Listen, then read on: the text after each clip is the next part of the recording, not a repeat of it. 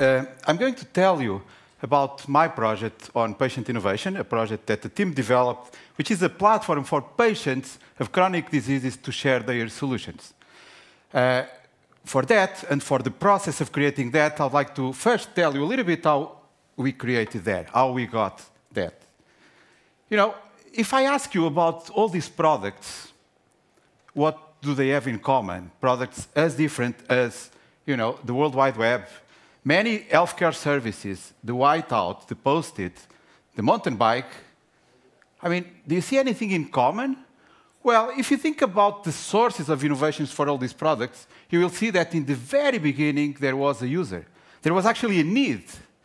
And because of that need, a user came up with a solution. Many of these products became successful products. So that's not too often the case in innovation. But we know that often users, because they are unhappy with the solutions that producers actually provide them, they innovate. You know, we all know about Mr. Ford. He was remarkable. He created Ford Motor Company, right? He was able to produce cars at a very low cost, mass-produce cars. The good news is that some users, some of the consumers that got those cars, were actually not completely happy because, for instance, they were farmers that lived in the northern part of Norway, or in this case, in fact, in the US, in Michigan. And because there was a lot of snow, they needed to do a lot of modifications to actually use the car during the winter. And by doing that, they created the first snowmobile. You know, the first truck, the first tractor were also created by farmers that were not happy with the solution by Mr. Ford. You know, Mr. Ford at the time, of course, was not doing any of this. Nobody cared about customization. He actually used to say, you know, the car can be the color my client wants as long as it is black, right? No customization at all. Of course, we saw a lot more customization by users. For instance, the first mobile chapel, which was not very successful, by the way, or even the first power plant in which the motor engine is actually a car. So, you know, all those things were modifications by users. Users have innovated a lot. Again, if we think about radical sports, if you think about these 4 kayaks over there, you would probably realize that one that was developed by an engineer that knows a lot about hydrodynamics is the one at the right. But of course, a user is not always satisfied with this initial solution. And by immediately starting to modify the initial solution, they actually created new sports. Because when we see these other solutions over here, now they are used for different uses, but they were all modifications by users. You know, you may have heard of the camelback. The camelback was no more than a solution created by a paramedic in Texas.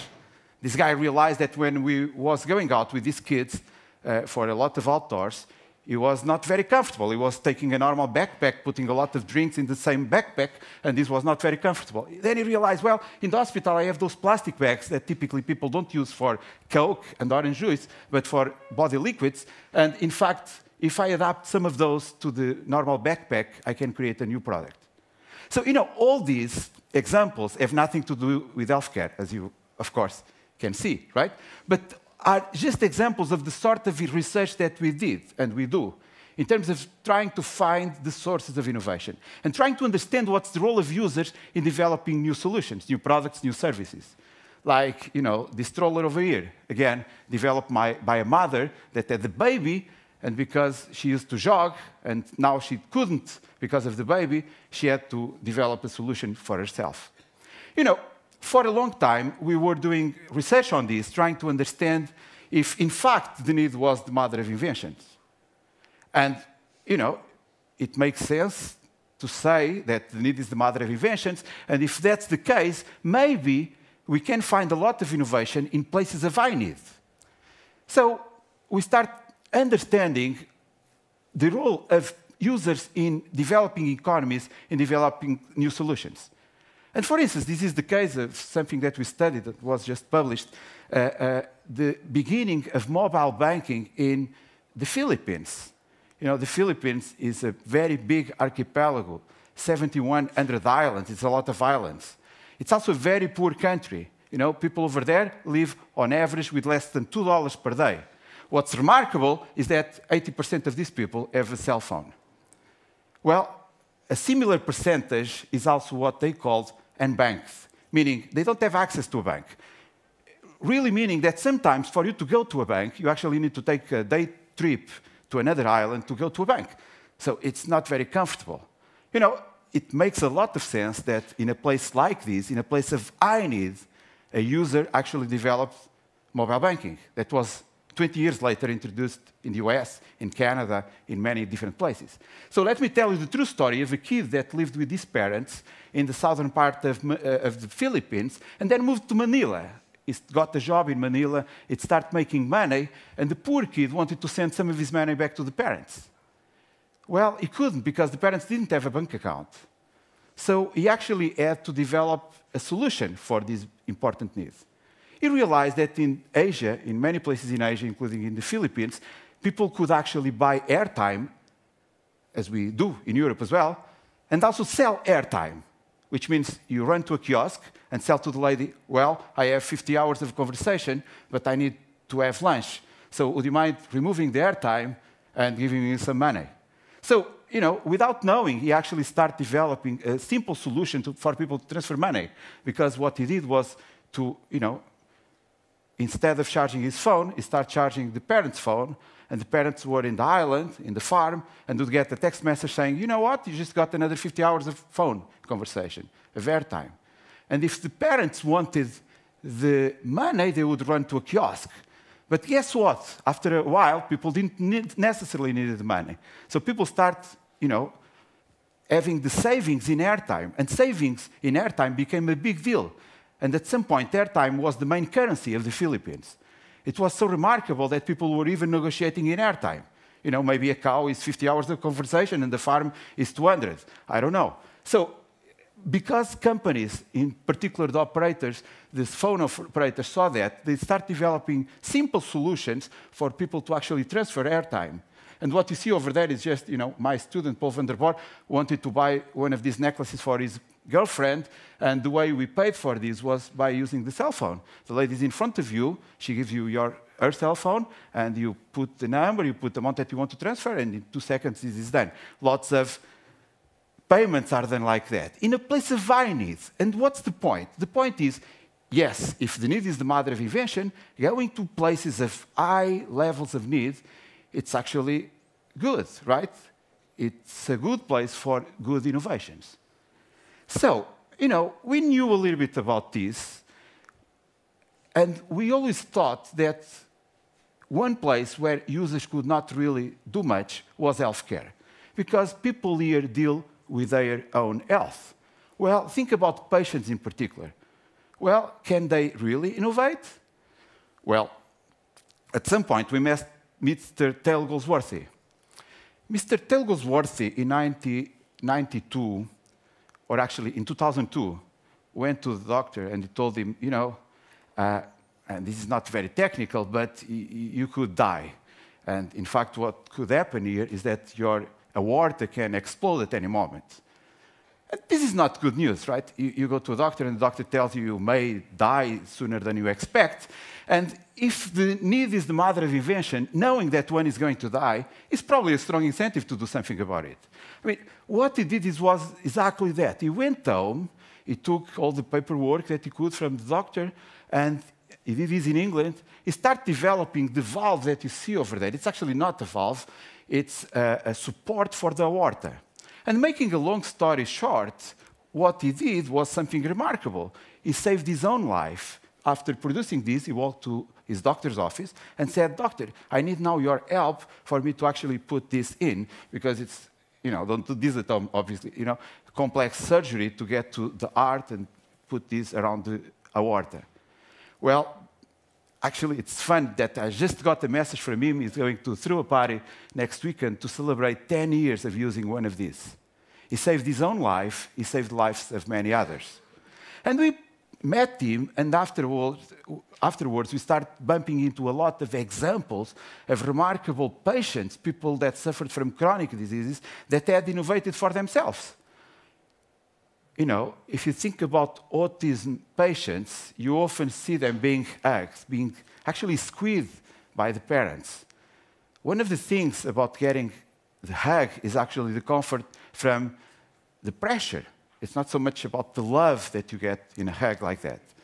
So this woman here, Miss Doctor, in fact, Temple Grandin, realized that she could, with this machine, control the pressure that she was getting. Because the big problem of these patients is that on one side they need to be squeezed, on the other side they actually are overly sensitive to human touch, which means too much pressure will irritate them, too little pressure won't do anything.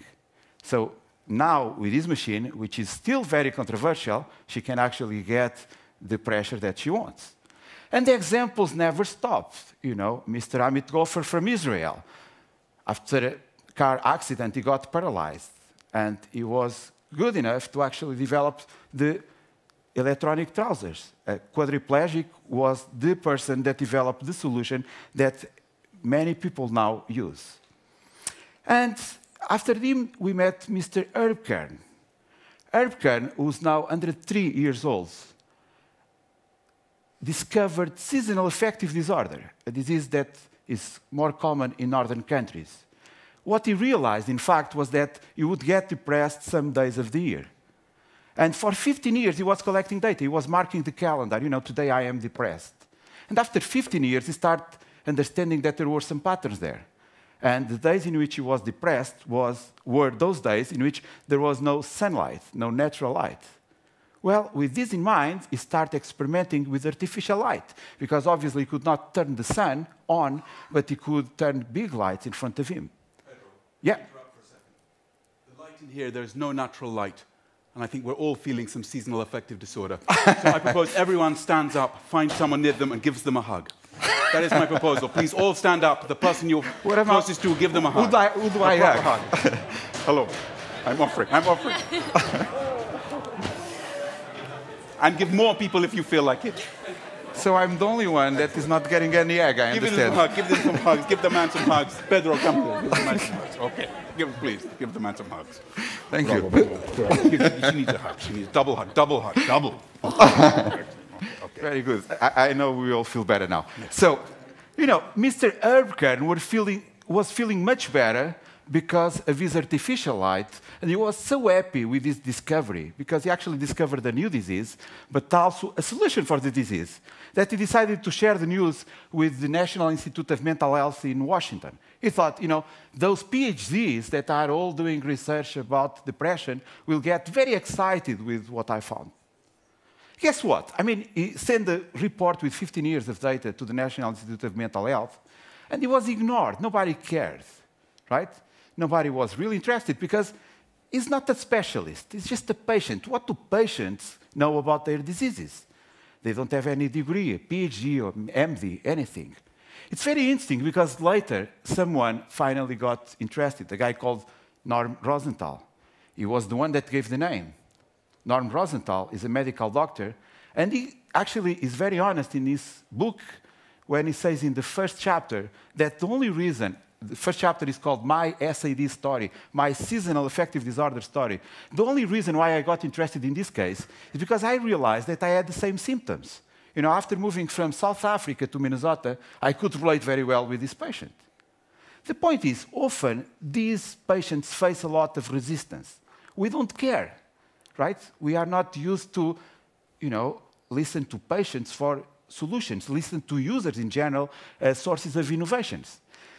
And we were finding all these examples. This Mr. Rich Bernstein, who discovered the solution for his own type 1 diabetes. And he was so frustrated because nobody cared about his solution that at the age of 45, he decided to become a medical doctor. He entered med school to be a doctor, and actually, after that, he was able to publish a book called Dr. Bernstein Diabetes Solution. He insists on using the title, obviously. He knows that's the reason why people believe him. The stories never end. We actually collected 100 of those examples before we actually did something about it. Another example, right? another solution developed by a diabetes patient, in which she says that patients are the ones that have the knowledge in the topic of everyday use of the device. Of course, they don't have the scientific knowledge of scientists or the practice of medical doctors, but they have the knowledge of everyday using and every way dealing with a disease. And we found all these examples, and people were saying, you know, those are random industries. You are giving me examples from different diseases. You should actually look at one disease and say that this is significant. And that's when we focused on cystic fibrosis, a disease that is, you know, complex, but one of the things that we can understand, I'm an engineer, I can understand that one of the problems is that people need to take the mucus out of their lungs. Otherwise, they may get lung infections and die with this disease. So for a long time, what we were doing to these patients were, you know, chest clapping, the idea that you apply to people the so-called ketchup bottle principle. What do you do to take the ketchup out of the bottle? You clap the bottle. In this case, you do the same to the people, to the kids. And this is a nightmare. Some of these patients were having 4 hours of this per day, plus a lot of medicine, and not getting the results they expected. That's when, you know, Mr. Louis Plant, just to give you another example, came up with the frequencer. He realized in a concert that when the musicians were actually playing, he would get crises of coughing. And then the musicians would stop playing, and they would stop coughing. And this was actually uncomfortable, because you are supposed to be silent in a concert. And he thought, well, am I getting this, right? What happened next is that then they meant to increase, and he had to leave the concert with a lot of expectoration. And he went home thinking about this. This was happening because he was sitting in front of the speakers. And the speakers were actually vibrating the lungs, therefore getting the mucus out of the lungs. And by doing this, you know, by realizing this, he then realized that they could have a solution for this, which was he went home and started experimenting with speakers that he would put in front of his own lungs. You know, he later developed what's called the frequencer. And when we looked at cystic fibrosis, we found a lot of solutions. Saltwater treatment, one solution that was medically validated, and a paper was published in the New England Journal of Medicine. It was developed by a surfer in Australia. You know, solutions like using trampolines for kids. Parents of some patients realized that this was good, because while jumping in trampolines, what you are doing is to actually vibrate the lungs, and therefore, you know, with this vibration, you will loosen the mucus from the lungs, and then you can get it out through expectoration. Lots of examples that we could really talk about for a long time. And that's when people start believing us, because until then, people were saying, oh, those are just random examples. Then we decided to focus for a little bit in rare diseases, because rare diseases are individually rare, but guess what? Almost 10% of the population suffers from a rare disease, which is a lot of people. And if you think about these numbers, you will see that there is a strong incentive for people from rare diseases to actually do something about it. Because over here, what happens is that people have to do something, because pharmaceuticals and science doesn't have the incentive to do much about it. There's some diseases with 20 people in Portugal, right? So there's not really an incentive for people to do this, for people to develop drugs for these diseases. I will jump these slides, because you see, the problem that we were finding was that there was no mechanism for people to actually share the knowledge, share the solution that they could use for themselves with others. And this was particularly critical for diseases like those rare diseases. And at some point, what happened was that we decided to do a research platform. This was going to be a platform for us to use in our own research. And then I started talking about, you know, this topic in conferences like this one. And it was very interesting, because at some point we were approached by people that we didn't know, people like the Peter Pribilla Foundation in Germany, saying, you know, what you are doing is quite interesting. We would like to give you some money. Well, you know, I don't typically get approached. By the way, you are happy, you know, I'm happy to take money from you as well. But people at the end of the session typically don't approach us to give us money, right? When you are in academia. Another guy that approached us was a guy that has been a great supporter, a guy that we didn't know, and basically said, you know, I would like to help this project. You don't know me, by the way, but my name is Richard Roberts, and I got Nobel Prize for Medicine. It's like, wow, okay, that's nice. You could really help us. And the thing he did afterwards was remarkable because he said, you know, one thing that we could do was to invite some of my Nobel laureates because we could really create a committee of people that could support your project. And I think they could have an impact. And they are having a huge impact. And then we were impressed when the United Nations Development Programme made an article about our project. They put it on their website saying, we are very excited about this project.